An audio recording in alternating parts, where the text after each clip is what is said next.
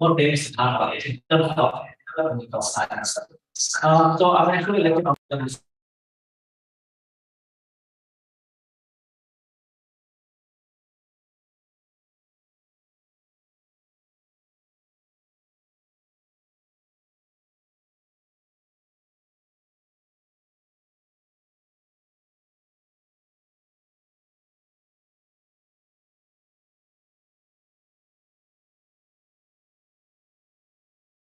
July up until September. So most were actually here attending the first course of like trying to remedy their some that they failing.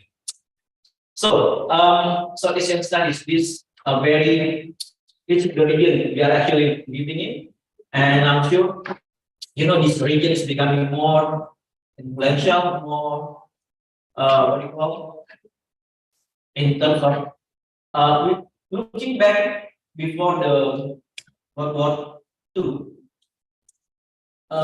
this region hasn't been really been what do you call not many subjects of study on Southeast Asian studies.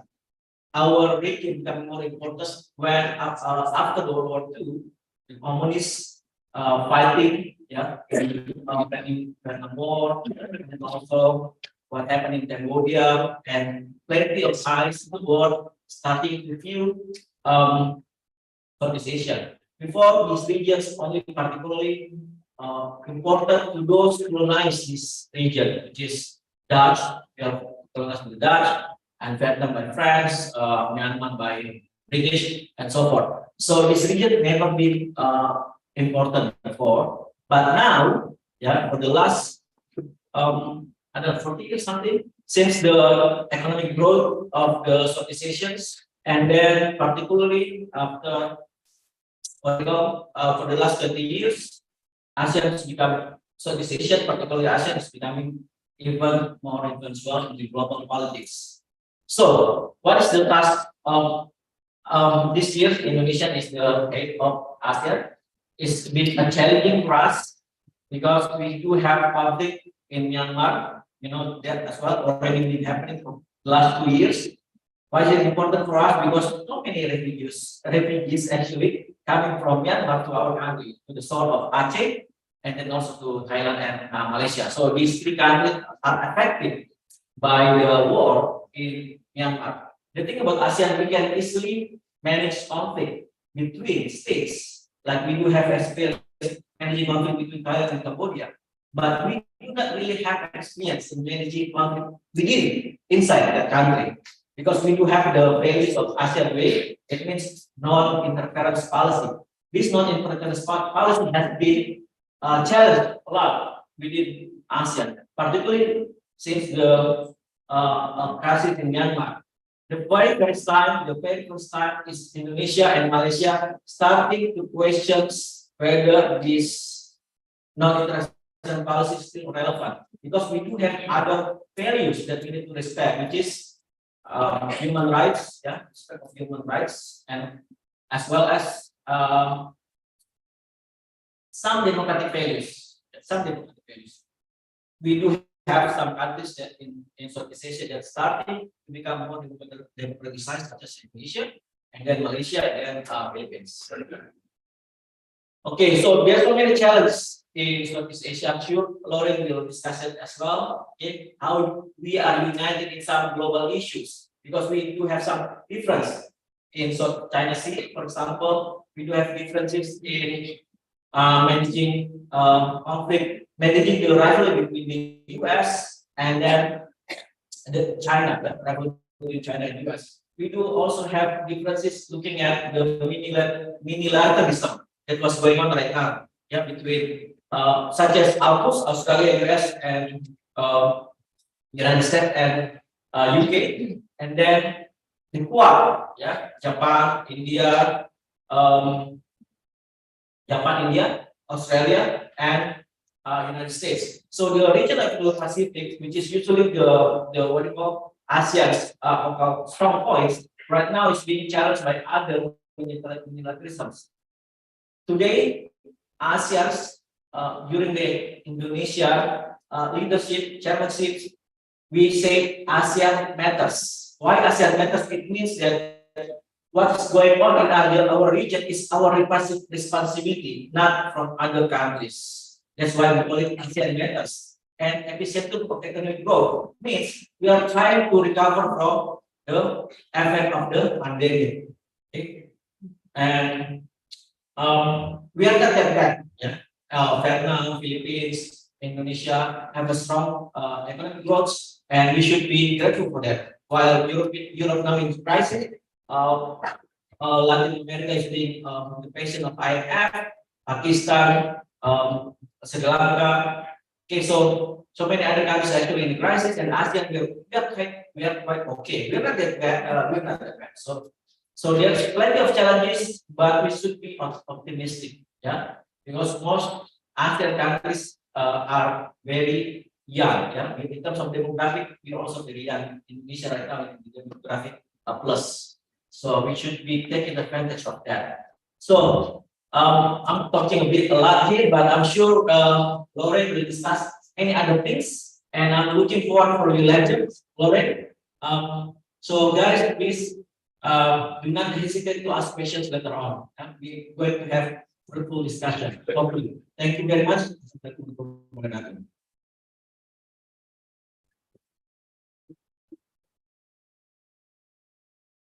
We will be moving on to the handing over of bundle projects to Dr. Lorraine Person, which will be represented by Mr. Answin Priyanto as the head of politics, governance, and international relations department for Universitas Brawijaya, followed by a documentation session together. to Mr. Basri and handing over the stage to you.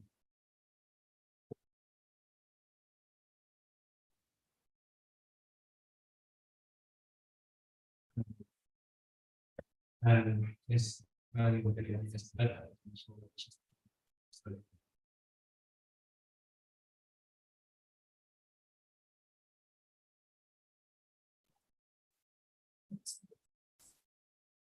Very Asian, very Asian. Taking pictures while giving up patterns is very Asian. And we have to shake hands. Thank you. One more. Yeah.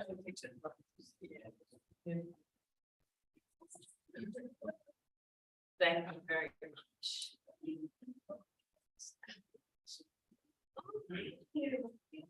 Thank you very much. Thank you.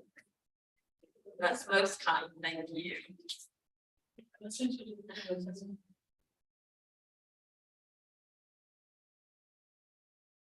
One, two, three. One, two, three.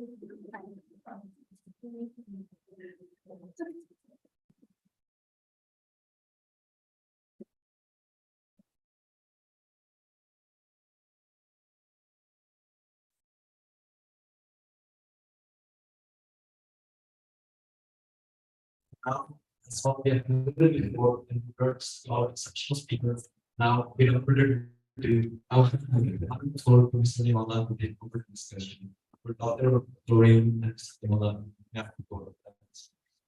Okay, you can see, this is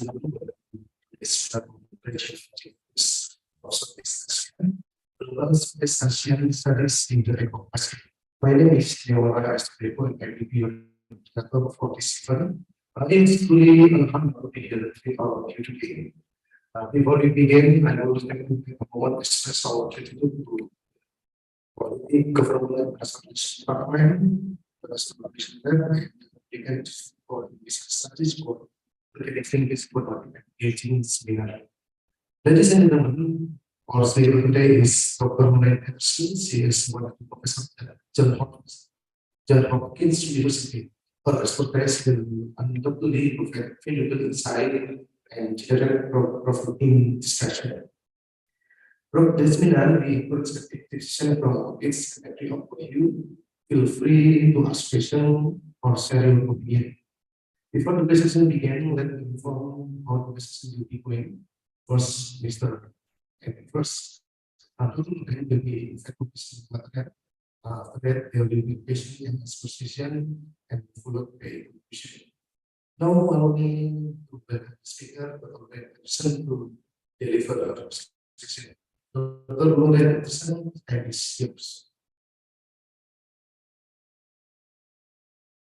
Thank you so much. Thank you so much for that very warm introduction and the beautiful presentation of present that I will treasure. So that clock will look beautiful in my office. So thank you very much. I'll be thinking of Brahma Chaya every time I look at the time now. So thank you.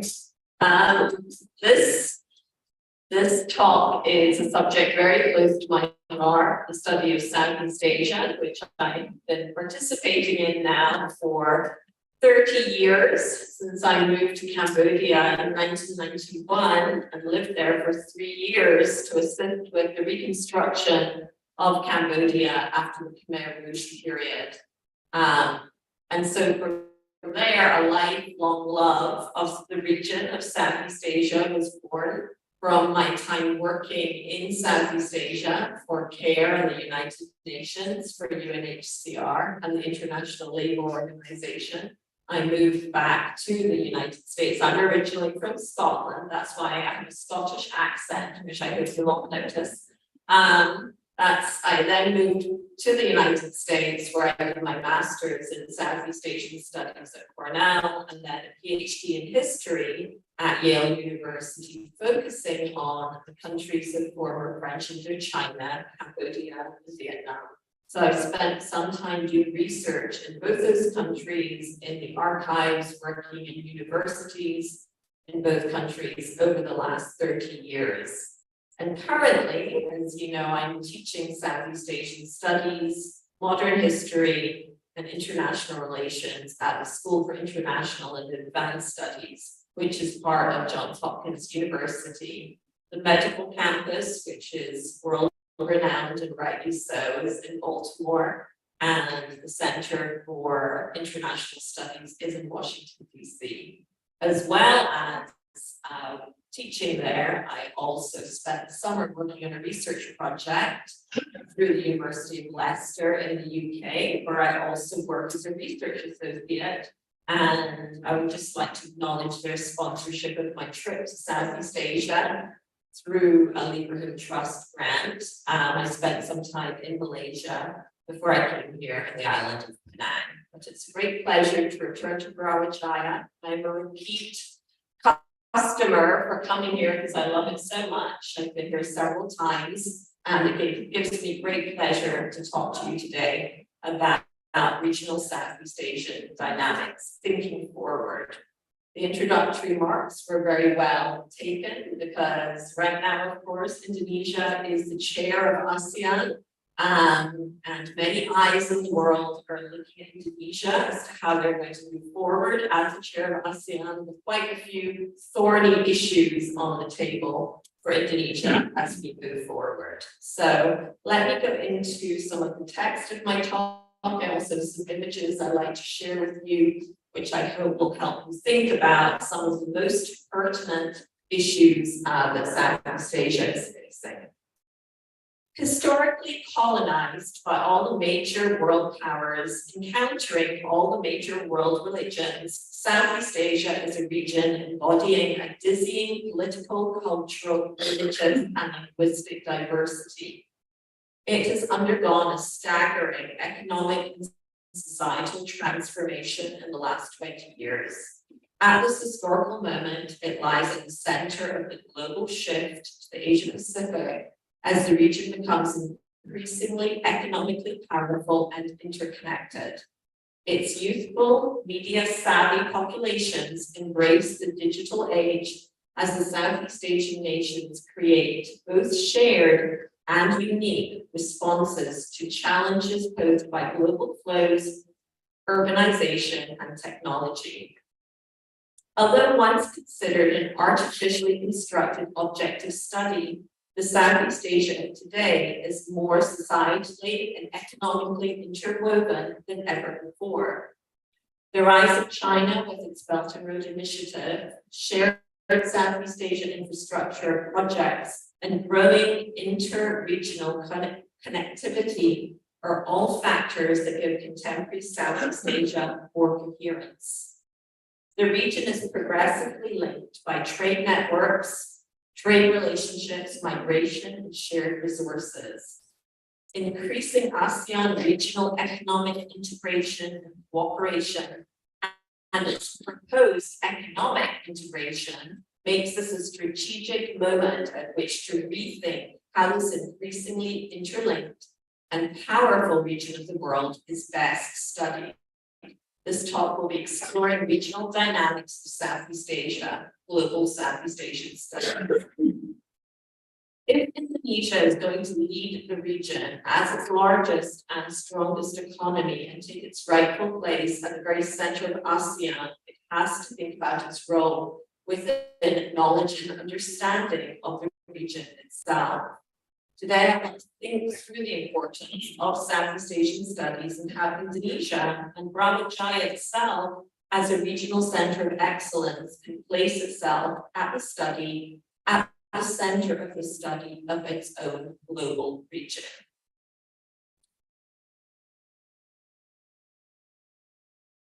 As we think about the region, a question historians and students of international relations constantly return to is to what extent does Southeast Asia make sense to think about as a unit? What are the similarities and the challenges and the differences between the countries? Indonesia alone has an incredibly diverse and numerous islands, of course, population drawn over an incredible amount of ethnic groups and linguistic variations. And then when we add the other countries of Southeast Asia, we add even more diverse issues and historical formations. The first thing to emphasize is that the prehistoric and early historical subdivisions of Southeast Asia have little relation to the region's modern nations. Southeast Asia was often thought of as the crossroads of the world between China and India, and it's through trade connections to both of these very early empires that Southeast Asia started to develop into the region that it came today. Traditionally, people have thought that the term Southeast Asia itself is a recent vintage, but it was actually been used since the late 19th century. However, it gained some currency during the Second World War when Lord Louis Mountbatten, Southeast Asia Military Command, used it. And that's really where the term comes from that we use today. It became more or less a household term when the Cold War was already raging, and the West was impelled by regional events to create a military alliance called SEATO, the Southeast Asia Treaty Organization, which really has been disbanded. Unlike ASEAN with its establishment in 1967, SEATO has not lasted the course in the way that ASEAN has managed to do. It's very important to understand that there's a deep genealogy to the relations between the countries of Southeast Asia. And I will be showing you a few images which I hope will hint at those historical linkages before we start to examine more contemporary topics. So let me start with some images from my PowerPoint to talk about some of those historical linkages before I lead into discussing some contemporary issues. I hope this is going to work because it makes it easier if I can put the slides myself. So maybe I'll just stand up if that's okay and move over there, kind of like a roving microphone presenter.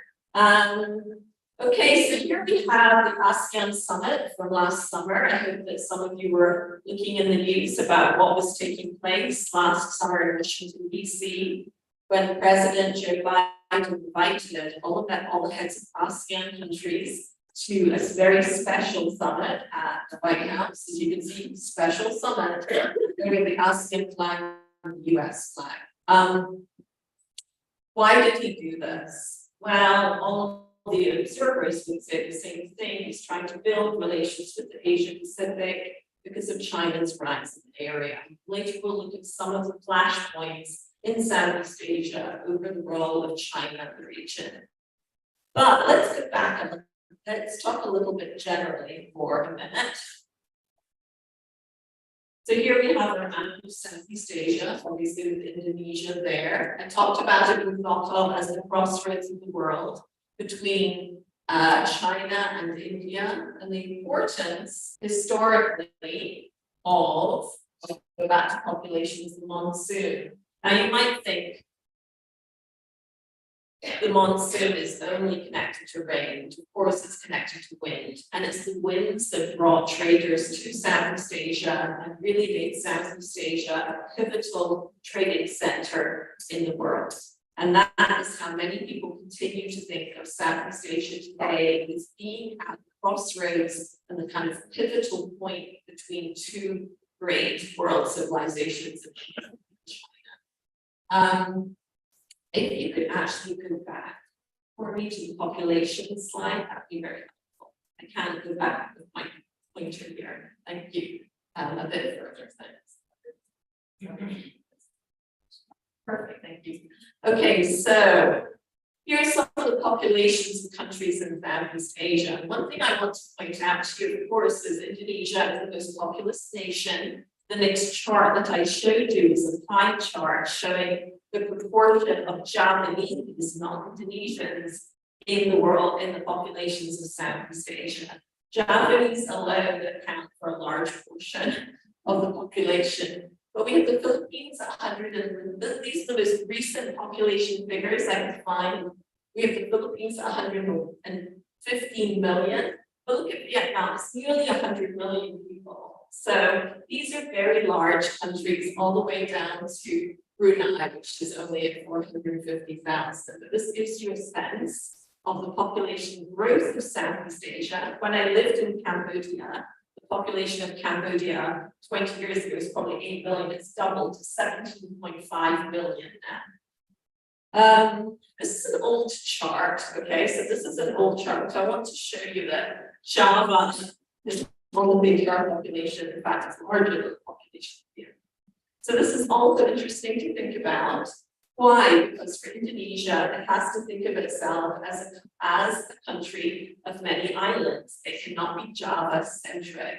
It cannot think of Java as Indonesia or Indonesia as Java. But the population of Java is indeed very large compared to other parts.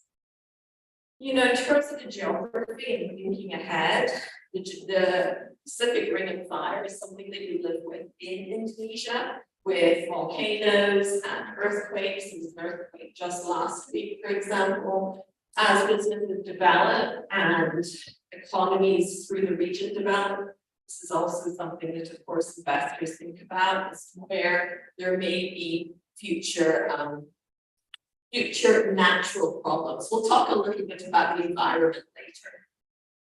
One thing I want to emphasize is that when people talk to me, don't know very much about Southeast Asia, they assume that Southeast Asia is greatly influenced by China. However, this is not the case. That, as you may know, if you've actually studied the region, the most influential part of the world on Southeast Asia was India. You can see this around China. The name of your own university should indicate to you the influence of Hindu and Indian culture in the region. So although Chinese influence was great in Vietnam, especially because Vietnam has an influence today on Vietnamese culture, it's not true for the rest of the region. Animism is everywhere in Southeast Asia, and even today it plays a kind of key role in the way that people think. Animism being the animating inanimate, what we would consider to be inanimate objects. I want to talk about world religions. I always have to have a Garuda here because I love Garudas. But a Garuda is a symbol we see throughout Southeast Asia. One big reason I mention it is that today is the symbol of the King of Thailand.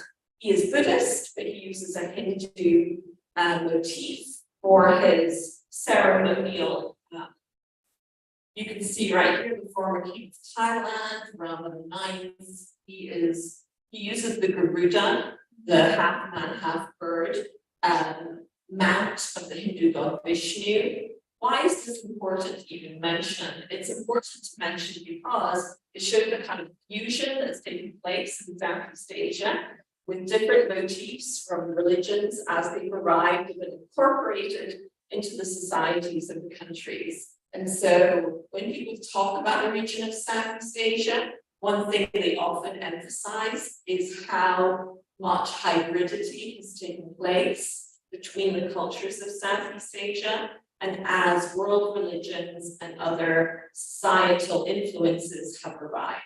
So in a way, it's surprising that a very Buddhist king in Southeast Asia would have a Hindu motif as his emblem.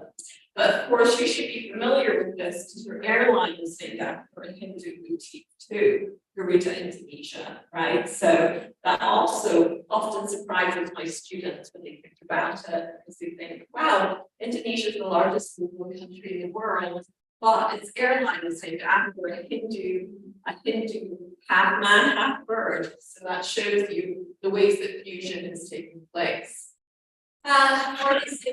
Also some emblems of kingship and motifs that have come over the centuries to today and still play a role in the way that politics play out today are things like the umbrellas that we see over the Sultan of Brunei here are taken from the kinds of parasols held over Hindu gods somewhere like Angkor Wat. You can still see the incredible engravings that show you Hindu gods with these exact kinds of umbrellas on them.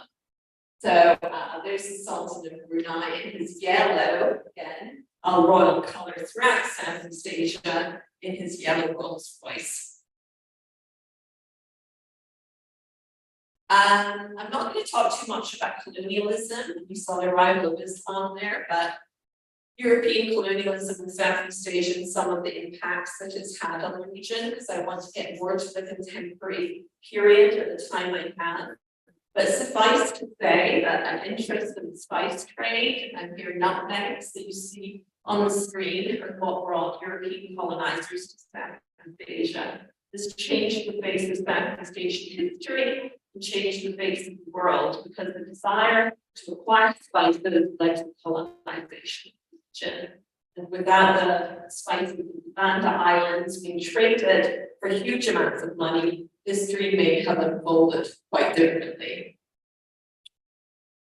So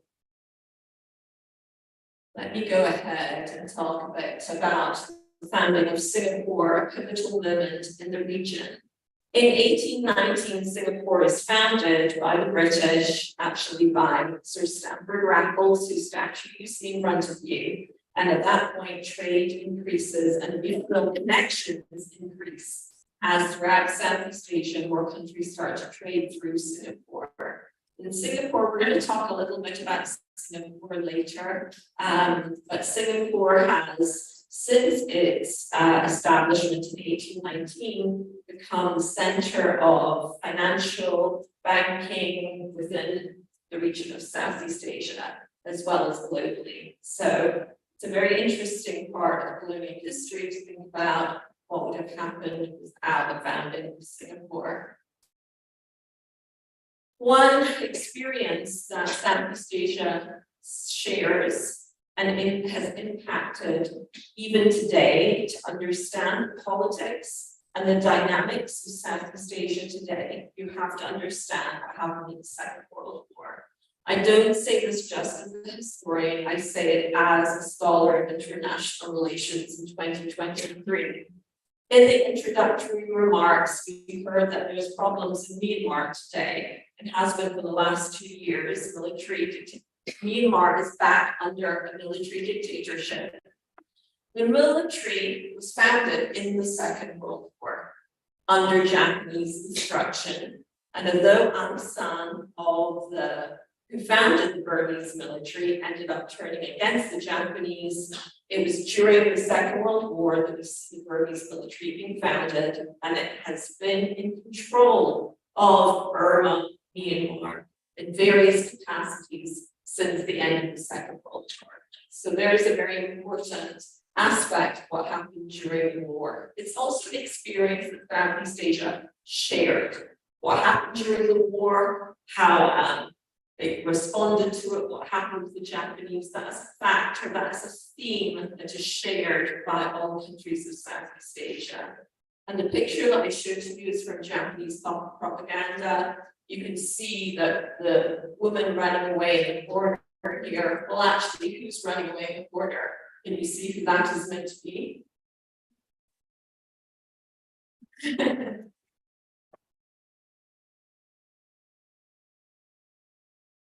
Who is that? Who are the Japanese vanquishing in this picture? Who are they beating?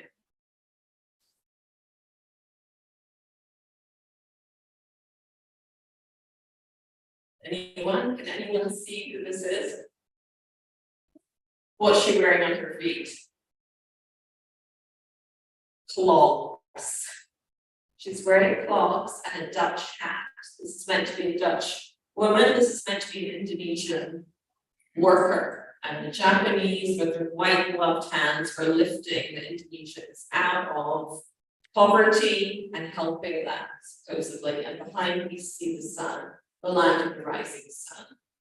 So what happened during the Second World War leads to some of the dynamics that we have today. It led to what happened in the 1970s with the refusal of many countries to want to trade with Japan because of what occurred during the Second World War in terms of the Chinese community that was persecuted in places like Singapore, but also what happened to the forced laborers of Java and other parts of Southeast Asia. So let's move a little bit from the Second World War. The Cold War we'll talk about later in terms of Vietnam and Cambodia and some of the economies that grew out of that. But pre-COVID, the economies of Southeast Asia were doing very well. And it would perhaps surprise you to know which was the fastest growing economy of Southeast Asia prior to COVID. Would anyone like to hazard a guess as to which country it was? It is not Indonesia, so don't say Indonesia. Cambodia, good guess, especially because I love Cambodia, but no, it wasn't actually. I'm giving you a clue in this picture. It's a surprising answer. Is it Vietnam? No, but you're close. This is the socialist and the communist picture. That leaves you only one communist country left. It's Laos. Okay, so I know what you're thinking, how on earth is Laos the fastest growing economy prior to COVID? And there's one answer to that, which is China's Belt and Road Initiative, because with Chinese investment in Laos and the fastest growing economy prior to COVID. It's not true now, but it is something to think about, and that shows the extent to which Chinese investment within the region, especially for a small country like Laos, led to it having the fastest growing economy. So as we talk about the economy, to refer to some of our introductory remarks, we think about continuing economic integration with countries of Southeast Asia. I've referred to some of the historical linkages that they've had, some of the cultural and societal connections between the countries.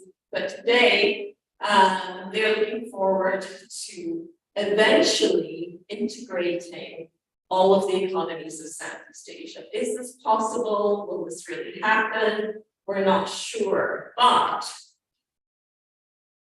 if it did, it would have a huge amount of people with an incredible domestic product of $2.4 trillion.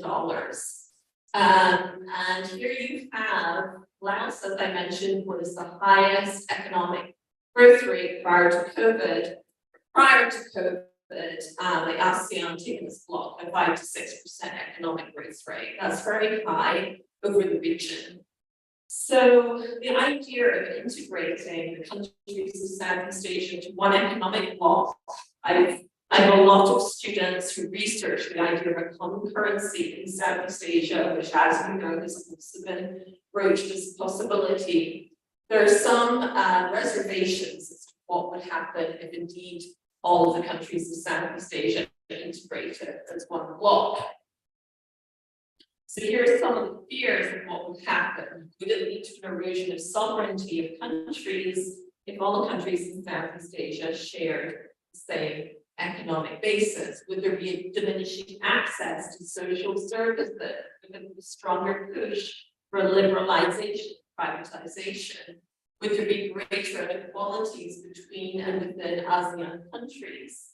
Would there be skewed labor mobility? And later on, we'll talk about labor trafficking in Southeast Asia and some of the problems of that. Would it lead to job insecurity, increased land and other resource grabs? Now, land grabbing is a big problem in some parts of Southeast Asia. With an integrated economy, would that become even worse?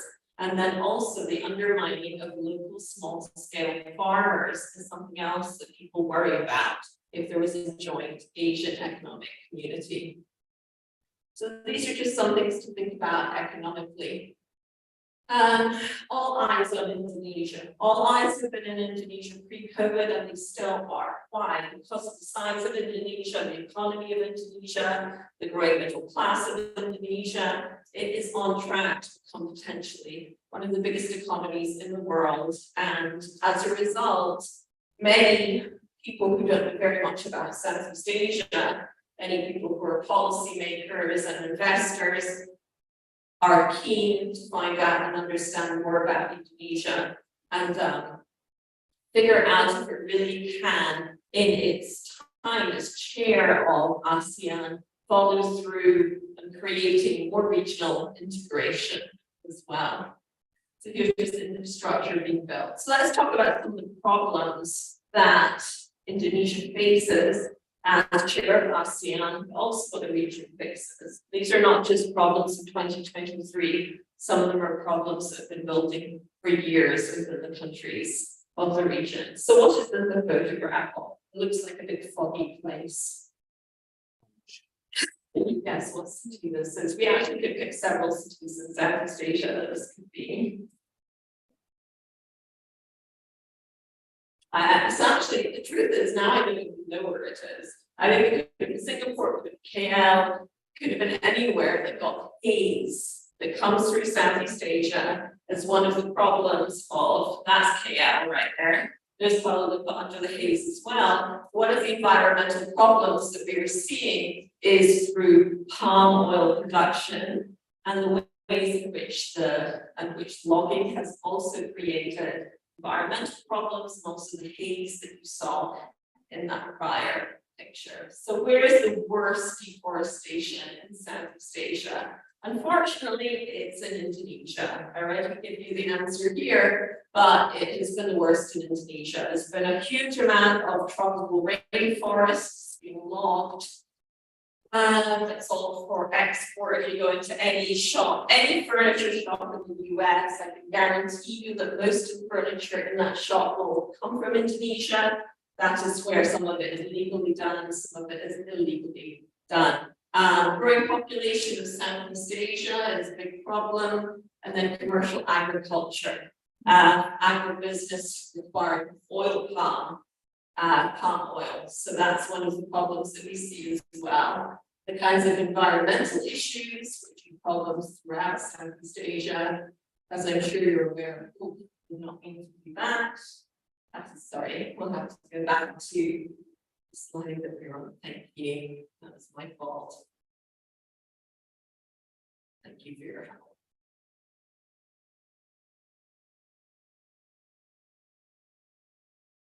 These are the Southeast Asia.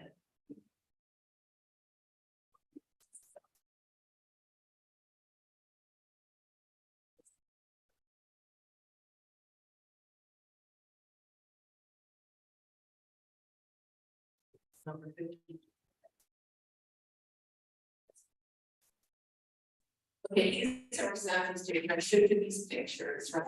A lot of what is coming from is because in palm oil production, the burden fields, this creates, as you know, fires that creates haze over Southeast Asia. This map shows you where the hotspots emerge from the burning and Kuala Lumpur KL up there, which I showed you in that first picture. The haze sometimes is so bad that it's impossible to see. The visibility is low and the air pollution ratings are high. Therefore, this is also a problem that we will have to think about in the future. This is an interregional issue. Another issue, which perhaps you don't think about very much, is piracy in Southeast Asia, which does take place. Of course, it's famous. Piracy is famous off the coast of Somalia, but if you actually look at some of the issues of piracy in Southeast Asia and the Straits of Malacca, one of the world's most lucrative shipping lanes, and you will see that there's actually more piracy which takes place there than you probably think of. This is a map of where boats have been hijacked, fired upon, boarded, or attempted to be attacked. You can see that this is right down very, very vital Straits of Malacca, right here in Sumatra to the south there. So other environmental issues that will be key as the region moves forward is the Mekong Delta. The Mekong Delta leading down to the delta in Vietnam is one of the most important fishing areas, river systems in the world. It provides livelihood to people along the banks of the rivers. It also is rich in all kinds of fish products, whether it's fish themselves or other different kinds of river creatures. And as a result, the fact that it's being dammed to create electricity for Thailand, Laos, and also, of course, for China, means that there's going to be increasing problems in the region as to how to deal with the problems that arise from these dams being built. Let's look at the Mekong dams right here. That's like a chain of dots, a chain of necklace here. You can see operational dams, planned dams, and dams under construction. This is a map from just before COVID, November 2019, but you can see all of the dams that are down in Cambodia, Laos, through Myanmar, China, which is damming right up the stretch of the Mekong. So this is going to be a problem. It's a problem for the Mekong River Commission, and although Indonesia does not, obviously it's not part of the Mekong, it certainly is part of the problems that will be brought to the table of ASEAN over how the Mekong is dealt with. The electricity that's generated from many of these dams is sold and bought and bartered in different ways between countries. Several countries that invest in this region are from South Korea, they're not from the region itself. And there's many problems, as you can imagine, attached to how these dams are built and the problems that exist as a result. This is one of the dams in Cambodia. This is also protests in Thailand over the dams. This was an area of Thailand that was going to be dammed and the electricity shipped into Laos. Other problems that face ASEAN right now, the war in Ukraine and how Southeast Asia approaches what is happening in it. The only country in Southeast Asia has shown any sort of support for Russia is Vietnam, which did not condone it with the UN resolution. There's a reason for why Vietnam did not condemn Russia. That comes down to arms sales, as it is one of the most important arms dealers for Vietnam. Vietnam's huge army, so as a result, it still wanted to be in good relation with Russia. So if you look at share of goods and trade with Russia and Ukraine in 2020, you can see that for Indonesia, we have some trade, we have larger trade with Russia and Ukraine, but still not a huge amount. However, the effect of price of oil worldwide, the instability in the region, it's going to be interesting to see if there are any more impacts from the war in Ukraine on the ASEAN countries. Let's talk now about another issue that Southeast Asia faces, which is people trafficking. This is just a kind of chart of countries in Southeast Asia where people traffic into or they receive, right? So receiving countries we might think of as Thailand, Malaysia, Singapore. That's very hard to enter Singapore illegally. Sending countries, Cambodia sends both legal and illegal workers. Indonesia does both as well. Burma sends illegal workers, or Myanmar, as I should say, because there's there's very few legal mechanisms to work if you're Burmese in other countries in Southeast Asia. The Philippines is one of the largest remittance economies in the world, meaning it sends a large amount of workers overseas, and the remittances they send back is a very substantial part of the Filipino economy. So this is also going to be an issue as the countries become more integrated. Is it possible for, is the exploitation of trafficked workers between countries into difficult kinds of jobs to get, is it going to get worse? And what kinds of safeguards can be put in place to assist people? So moving on from people trafficking, let's turn to another way that ASEAN will integrate itself, and that's tourism. Can ASEAN promote itself? How will tourism work within the countries of ASEAN, and can joint countries, conjoint programs emerge between Southeast Asian countries? Well, for a short period of time, for example, there was a direct flight from Java to Angkor Wat, so you could visit both Angkor Wat and Borobudur on the same trip to try and integrate two of these Hindu sites together. That didn't work very well, but still, tourism in ASEAN, how ASEAN approaches tourism, you see Indonesia, know it, love it.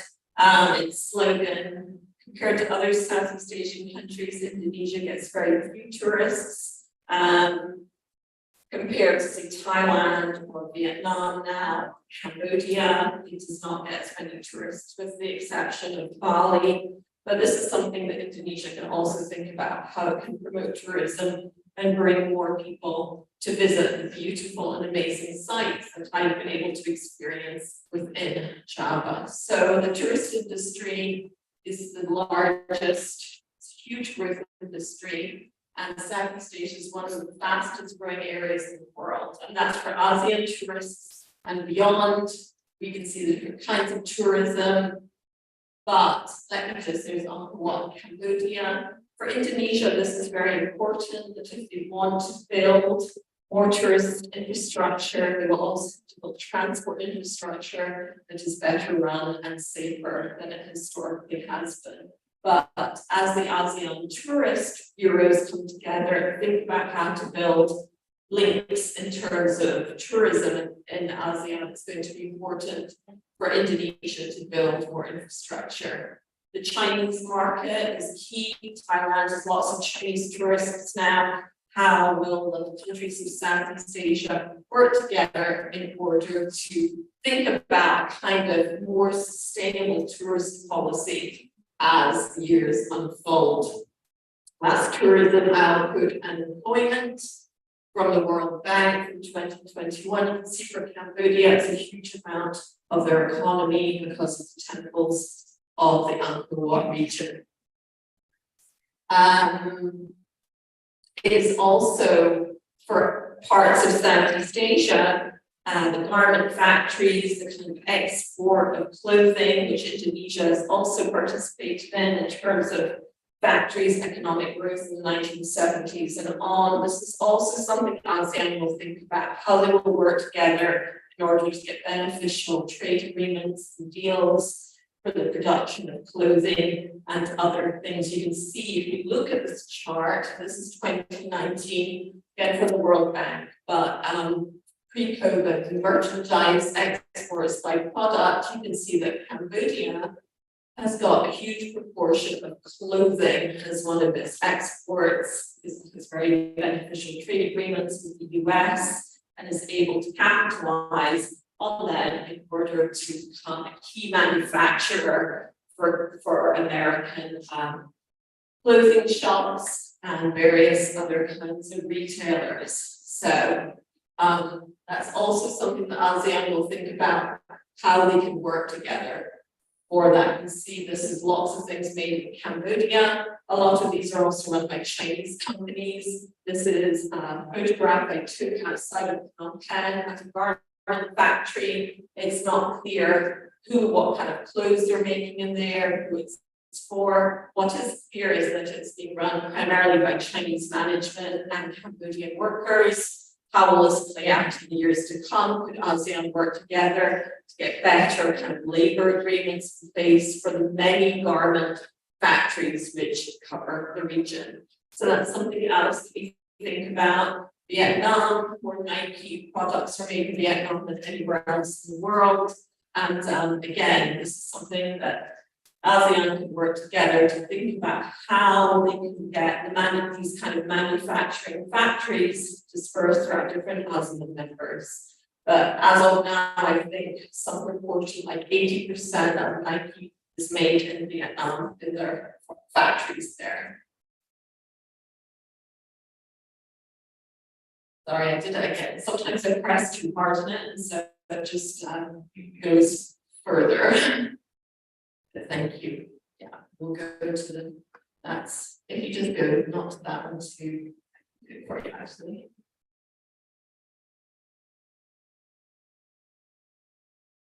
You just start right there. Thank you.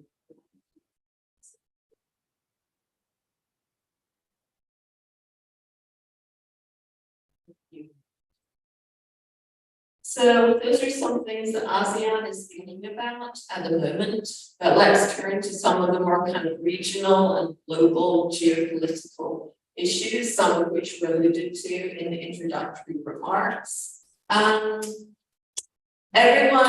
people in Washington, DC, where I work, talk about the kind of coming battle in this region between the US and China over the South China Seas, but also over influence. And so if we look at the build-up, right, this is a 2025 unclassified US Navy prediction of the kinds of forces that we're going to see within the region. It is only a year and a half away, okay, for these projected kinds of weapons and bases. So look at China's right here. You can see it's space modernized PLA forces, only People's Liberation Army, space, air, maritime missiles, and the same for the US on the right. Now, to many Americans, it's an alarming chart because you can see, however, there's two things that should be acknowledged about this chart, which has been widely distributed in the US, is that we are talking about US forces stationed forward of the international date line. So we're not talking about forces in other parts of the world that the US has. And we are also talking about, so for China, it was not surprising that they would have more forces in that region. However, what is also true is that the US spends 3 times the amount of money China does in its armed forces and security in general. So this may be a little bit deceptive. I mentioned those 2 caveats as we look at these at this depiction, but it's also really striking the kind of build-up that we're seeing by the Chinese armed forces in the Pacific region. I think there's no doubt about that. So the US and Vietnam, its former enemy, have conducted many naval exercises together in the region. We're seeing much more US involvement. Of course, they have a treaty with the Philippines, which has just been renewed under Marcos Jr., the new president of the Philippines. And so they will continue to have a defense agreement with the Philippines, but the US is also becoming more involved in countries like Vietnam as well. This is part of Obama's pivot to Asia, which has seen the US being much more interested in the region. This is a photograph of Obama in Hanoi with the famous American chef Anthony Bourdain, where he's eating Vietnamese food and becoming a huge celebrity with the Vietnamese population, which is part of a US strategy to build on its relations within Southeast Asia. So in the circles of policymakers in Washington, they talk about the pivot to Asia under President Obama with greater interest in the region. Another reason, of course, that he was interested in the region was his childhood spent in Jakarta. This is a photograph of the Obama statue in Jakarta, where he spent some years of his youth with his Indonesian stepfather. And you can see what he said to himself: early in my presidency, I decided that the United States, as a Pacific nation, would rebalance our foreign policy and play a larger and long-term role in the Asia Pacific. And this has included engagement with Southeast Asia and ASEAN. Of course, this shifted under President Trump. When he was elected, and he canceled the Trans-Pacific Agreement with the kind of TPP with countries in Southeast Asia. However, we're seeing a pivot back to Asia under Joe Biden. As you can see from the first image I showed you from the special summit at the White House last year.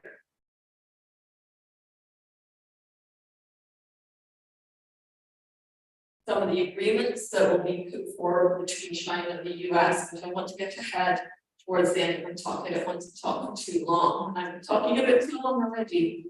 Something else that we're thinking about through all of these kinds of shifts in geopolitics is Chinese territorial enclaves in countries that have borders like Laos and Myanmar, where there are essentially small territories which are now being taken over by Chinese companies to establish often casinos, gambling, other kinds of activities. This erodes the sovereignty of Southeast Asian countries, and it also means that there's problems with lawlessness and security in these kinds of regions. So I'm not going to go into that too much, but that is a concern. One of the reasons that the US has kind of stepped up in the region is the South China Sea issue, China's claim to the South China Sea, the famous 9-dash line, which I went to get.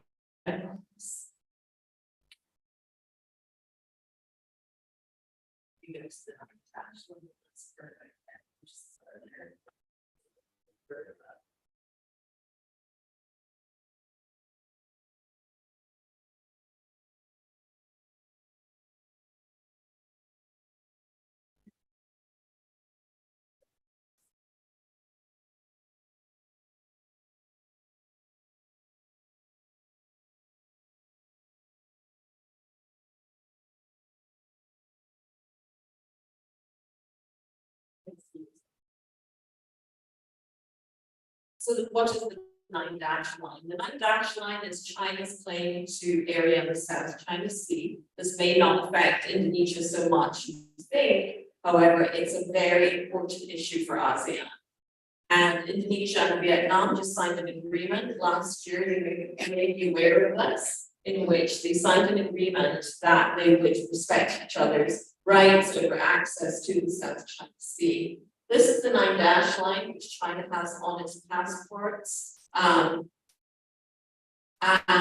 also promotes, of course, within its policies. As of now, it has reclaimed land in the South China Seas. It's built on existing rocky outlets to create islands. It has shipped in sand to the region in order to build these kinds of small islands in which installations are being built. This is a huge issue for the countries of the Philippines, Malaysia, Vietnam, where anti-Chinese protests over this are regularly held.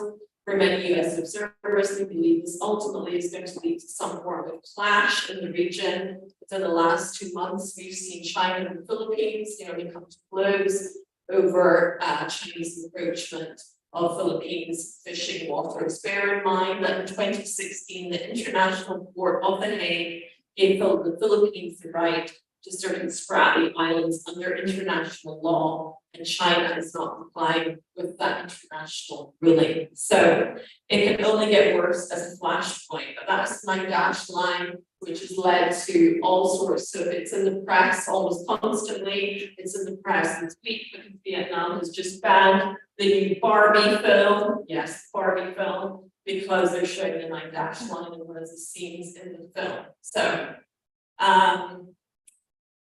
China's claimed that it had a right over the 9-dash line in 2009. This, of course, was due to African passport.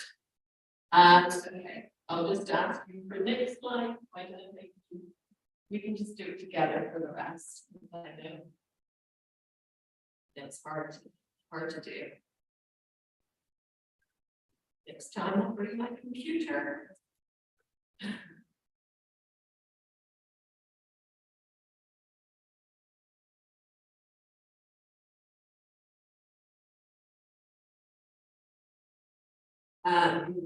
So there's all of the South China Sea territorial disputes. Who claims what island to do the scrappies there? They are claimed by China, Vietnam, Malaysia, and Brunei. And further up at the Scarborough Shoal is claimed by the Philippines, and that is what was given to the Philippines by the Hague in the 2016 international ruling on the South China Seas.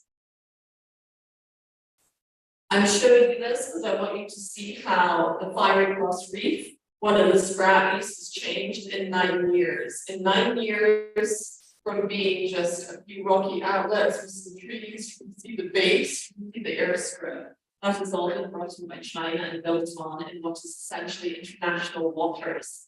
So by ship all of the earth, sand in order to build a rocky outlet like this. China has essentially built itself a military base within the South China Sea, and this is only one of the bases that they're building in the region. For Vietnam, this is hugely important. Everywhere you go in Vietnam, they talk about the Spratleys. This is the Vietnamese for the Spratly Islands. There are signs everywhere declaring them to be Vietnamese territory. So it's a very big flashpoint between in politics between Vietnam and China. And for the Philippines, you can see a rally that took place in different cities in the US and Asia over what is seen as China's bullying in the South China Seas. I'm not going to talk too much about the code of conduct in the South China Seas. For those of you who are interested more in what's happening with policies in the South China Seas, I'm happy to talk about it. But for now, let's talk a little bit about China's BRI, the Belt and Road Initiative, one of the greatest, one of the largest infrastructure projects the world has ever seen in terms of the kind of money that China is putting into different projects throughout Southeast Asia and globally. This is for a city in Malaysia, which is going to be built with BRI money. Here's the BRI's mainland Southeast Asia. You know, of course, there's a big BRI rail project, which is meant to be taking place in Java, to be built in Java. But here we have the Pan-Asia Railway Network, all BRI railways.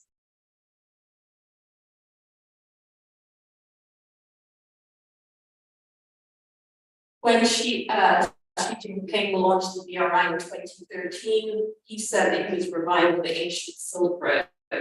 One of the reasons I mentioned to you at the beginning of this talk about Southeast Asia being the crossroads of the world was this idea of trade between China and Southeast Asia and other regions. China claims that it is just building on what are historic trade links within the region by building up the infrastructure of some countries. But you can see here that there are all kinds of projects, not just in Southeast Asia, but also Central Asia, and also projects in Europe as well. I won't go into all of the problems that are connected to the BRI projects, some of the benefits, undoubted benefits of the BRI projects, and some of the pitfalls of it. But it is indeed a huge amount of cash that has been invested into Southeast Asian countries, which is often taken out by a country like Laos from banks, from other ways to pay for it. Right now, Laos will probably be defaulting on the first of its loans to China for its new Kunming railway. So for some countries, getting into BRI projects is very problematic because they're getting themselves into economic situations which they may not be able to get out of easily. For other countries like Malaysia, they've been quite strategic how they've used BRI money. As I mentioned, there's been BRI projects in Malaysia. One of those famous is the East Coast Rail Link, which you see there, connecting from the north of Malaysia down to Port Klang. And I won't go into the details of the Malaysia's BRI projects. There's been several quite large ones, but most analysts would say that Malaysians have been quite strategic at how we use this kind of money, influx of money. Railways in Laos, also BRI projects, dams in Laos. In terms of very large infrastructure projects, we look to what will happen also in Indonesia with Nusantara. If the new capital is actually going to be built, is it possible? Is it going to happen? How's the funding for all of it going to work? And so when I said all eyes on Indonesia, perhaps there will be all eyes on a new capital for Indonesia as well. I'm just going to conclude with a couple of things to think about in terms of looking forward in Southeast Asia. COVID-19, how it affected economies, what economies did well, what economies have bounced back after COVID. And for mainland Southeast Asia, we see an economy like Vietnam having done fairly well during COVID, with not a high death rate and quite a vibrant economy. after COVID. I won't go into all the details of what happened in each country under COVID-19, but it's something important to think about. This is Vietnam's campaign in order to deal with COVID in the country, and how they, you can see the posters themselves are quite militaristic, quite kind of Soviet style posters. It says stay at home if you love your country. So here's some of the future issues Southeast Asia will face. Governing systems, we still have monarchies. I've not talked about the monarchies of Southeast Asia, the King of Thailand. I could talk about him in a minute.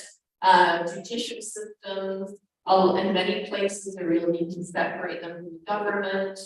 Corruption, Singapore is the only exception in Southeast Asia. It ranks number 4 in the world in Transparency International's. It ranks higher than the US, it ranks higher than the UK for corruption. So it ranks very high for corruption. Another issue, the urban-rural divide. Vietnam and Indonesia have got several large cities. You've got Surabaya, you've got other big cities, you've got other, for many countries, there's only one large city and it dominates the country's politics. Like Thailand has Bangkok and it dominates politics there. Censorship. Vietnam's firewall against the internet, which they got from the Chinese. It's not as good as the Great Firewall in China, but it still is a lot of censorship in Vietnam. And then human rights. I would single out Myanmar and Cambodia, the worst abusers of human rights in the region. And the future, a definite future flashpoint is going to be what is going to happen in Myanmar. It's under the dictatorship of this man, the Burmese Tatmadaw, the Burmese military. And we mentioned earlier Indonesia's chairmanship of ASEAN and what is going to happen with this, we don't know. You can see a cartoon here looking at ASEAN trying to defuse the time bomb that is Myanmar, and Indonesia will be at the forefront of that. Right now, Myanmar is falling apart.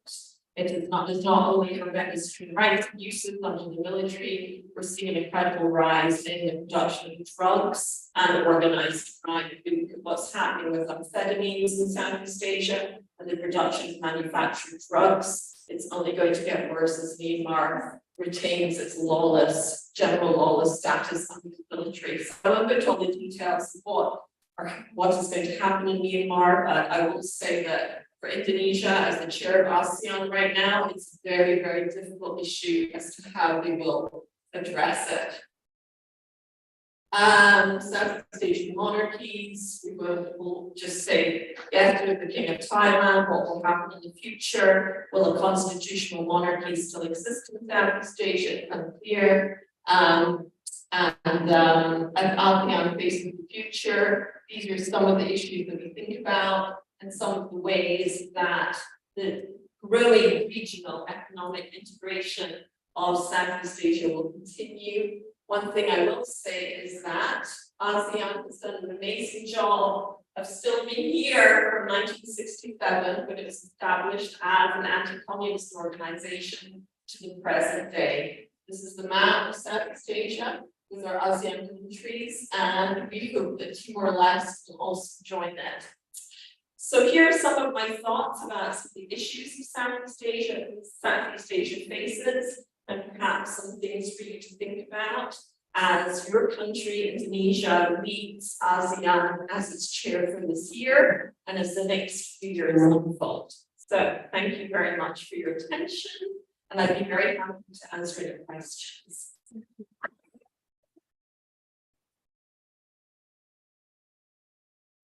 And thank you to my very trusty assistant.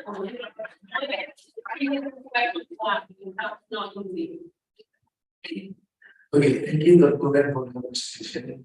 There is one issue that we can learn from our presentation.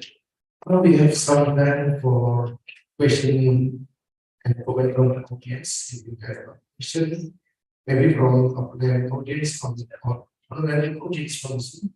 If you have a question, you can raise your hand, and I will choose one of you to ask your question. Please. Okay, maybe from Sudhir, there is one question. And from offline audience, is there any question? If you have a question, yes, please raise your hand. Before you ask your question, introduce yourself.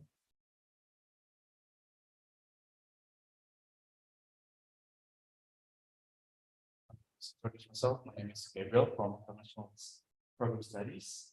Thank you so much, Ms. Lauren, for the presentations. I have some questions. It seems like the countries to the Southeast Asia start to develop from the help of another country, for example, like China and the US. The question is, how will this not lead to dependence for the country of the Southeast Asia, especially in the economic field? Because that's what Ms. Leon said, that economic as a most strategic movement for the regional development. Thank you. Thank you. Is there any question? We will come back to the question before total participation.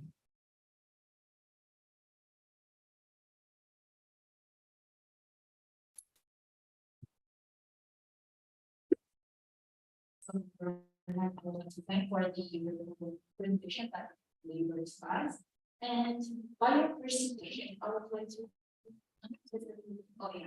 By your presentation, I would like to ask about your personal opinion regarding China contribution for the Asian countries based on the infrastructure and investment on. I will revert to your opinion. Do you think that China's contribution to Asian countries are the key or potential of the next the future of Asia, or is it a sign of the weakness of Asian regional economic independence for the Asian? So that's my question. Thank you. Okay, thank you. Last question.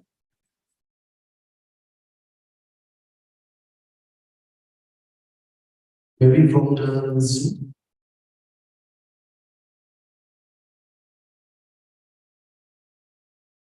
Okay, there is some question to Robert. Okay, last question.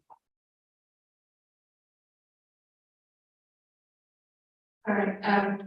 Before that, thank you so much for the wonderful presentation. What I want to ask is that regarding the humanitarian crisis of Myanmar, is we know that the resolution issue is like we still have a long way to go. But my question is that this moment of as Chair mentioned, do you think that Indonesia actually has the momentum to actually like conduct or like telling the country, all of the Asian countries to actually how do I see this to commit more in uniting as itself. Although we know that there's still the non-difference principle, do you think that perhaps the non-difference principle access itself is no longer relevant if we are talking about resolution of humanitarian crisis in Myanmar? And what do you think about how we should approach these issues about commitment and uniting of asset projects? Thank you. Okay, thank you.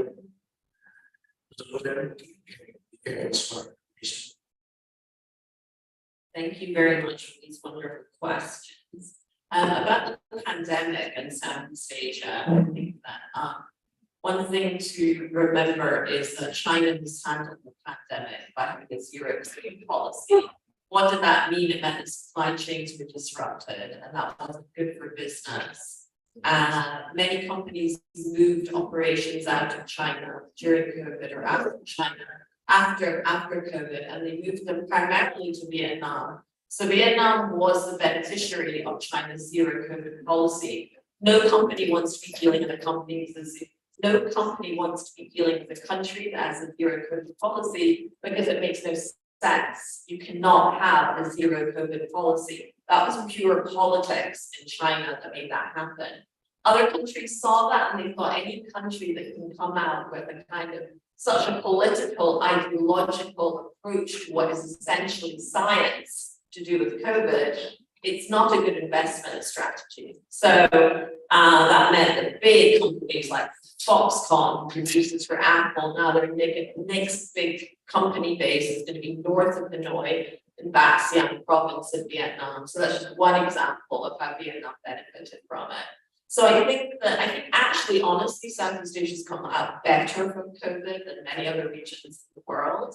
And what it did highlight some of the kind of social inequities as to how, say, migrant labor was dealt with in Singapore and other parts of the region. But I think overall, the economies of Southeast Asia have come out fairly well from COVID compared to some other regions, or even European economies. So, in terms of China and ASEAN, I think that for ASEAN countries, they would say we have to deal with China. As Vietnam says, you know, the US is a long way off and China's right next door. And that is how they carefully deal with China and the US. Singapore is a case study of this. Good relationship with China, but encouraging more US presence in the region. That's what countries have to do because nobody wants to make China mad with them. And that's understandable. China's a huge economic power, a huge country. It's got a lot of influence in the region, especially with Cambodia and ASEAN, which I didn't mention, but Cambodia is essentially acting as a proxy for China right now. So, I think that I think many countries are quite savvy in the way they deal with China and the US, and Singapore is a case study of this that we can look at, because you might assume Singapore would be close to China, 75% Chinese, but it's not. The reverse is true in some ways. It's created a greater sense of Singaporean identity, and it's also very careful in how it deals with China. So I would say to all Southeast Asian countries, you need a good relationship with China. It's not going to help you if you don't, but you've got to be very strategic in what that relationship is like. Because there's no doubt that China wants to build up the South China Seas. I don't think that anyone who looks at what China is doing in the region would disagree with that. The Mekong River is different. China is much more collaborative in how it deals with issues on the Mekong River and the Mekong Delta, but for the South China Seas, it has been, for many observers, surprisingly aggressive as to how they've dealt with countries like the Philippines. And for Vietnam, they can protest against China when the government allows them to do so, and then they're not allowed to protest against China when the government does not allow them to do so. But I do think that there's going to be a flashpoint in the South China Seas. I don't see how there can be, given the fact that we're seeing almost every couple of weeks a standoff between Chinese and Filipino fishermen or the military within the Spratly Islands, north of the Spratly Islands, the Scarborough Shoal. So the last question was on Myanmar, which I'm very pleased to get a question on Myanmar, because I think for Indonesia, it's going to be a test of their chairmanship of ASEAN. I think if I were the chair of ASEAN, I would look at who Myanmar listens to, and they don't listen to many people. There's only one country in Southeast Asia they listen to, and that's Thailand. And that's because they are very friendly with a lot of the military in Thailand.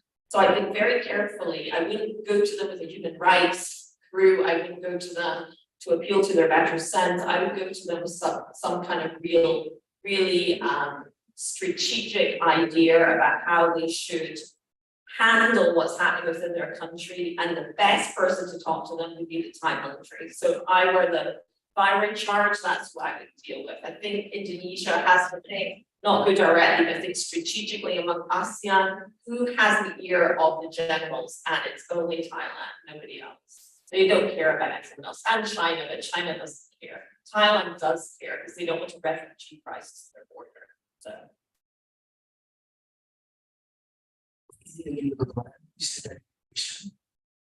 Before we close this session, question more. Okay. Before we close this session, let me briefly summarize the main point. which for more speakers. Countries is essentially skills aspect for economy. So essential countries such as France and skill economic and so essential countries aspect of the economy. Second, diplomacy and regionalization, such as essential countries within control regional diplomacy. Third, cultural heritage is cultural heritage originating from India and China, and also essential business from global market. Fourth, tourism and environment. So essential countries have abundant natural resources, including palm oil, natural gas, oil, and forest product, and contribute to environmental sustainability. And finally, security and stability in Southeast Asia is a key political region and has influenced in the security and stability on the global scale. Okay, thank you for her expertise. Let's give her a big round of applause. Thank you for our audience. Now, I give it to MC. And we have the presentation and the constructive answers that also different to the wonderful presentation.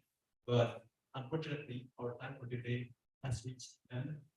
On behalf of all parties involved, I would like to express our gratitude and thank Dr. Lorraine Harrison for the time and opportunity, and Mr. Melo Estebayo as today's moderator. Surely, this public lecture will bring more knowledge and insight of the church in the Southeast Asia region, and certainly be beneficial to all of us, despite the hurdles and limitations of this lecture. I would also like to thank and appreciate all the participants who have made this discussion interactive and fascinating with their questions, opinions, and discussions.